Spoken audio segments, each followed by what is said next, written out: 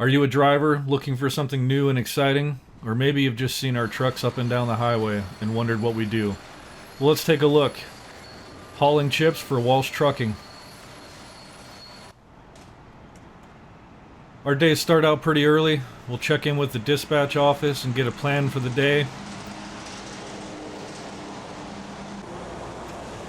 Once we get our truck pre-tripped and ready to roll,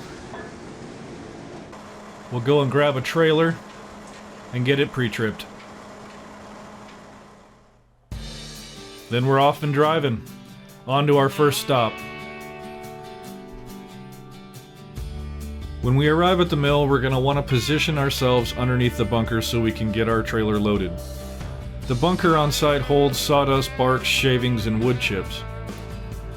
As we position our trailer underneath the jaws, we'll get set up for the load.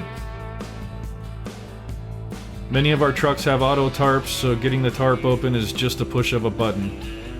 Once we're ready to load, these levers will control the flow of material into the top of our trailer. As the material is loading in the trailer, you'll want to keep an eye on your scale so you can see where you're at with loading. This gives you a good idea of how much weight you're putting on.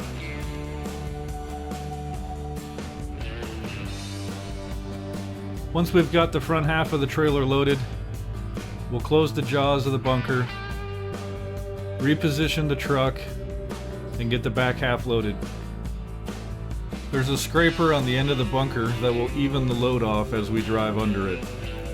Once the load's complete, we'll fill out some paperwork and leave it in the box. And that's it. We've loaded our first load of chips. Pretty straightforward process. The last thing to do before we leave is to get a printed scale ticket. On our way out of the mill, we'll run the truck and trailer through the scale and collect our weights. Once we have all of our weights, we can head for the paper mill to deliver the load.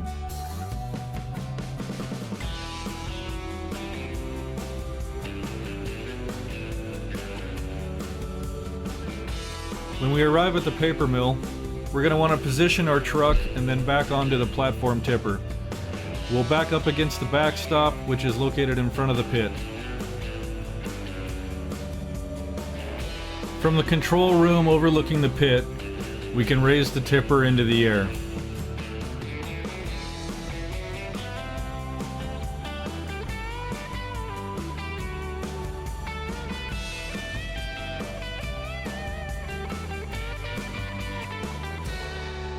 As the truck raises, the material will begin to flow out the back door, emptying the trailer. This dumping process is pretty neat to see for the first time.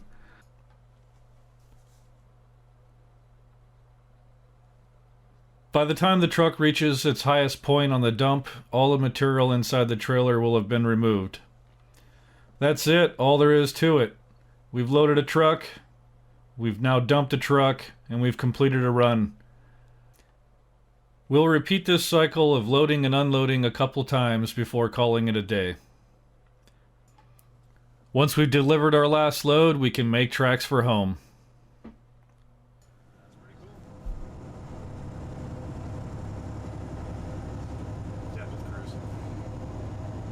When we arrive back at the yard, we'll get some fuel, do a post-trip inspection, and call it a day.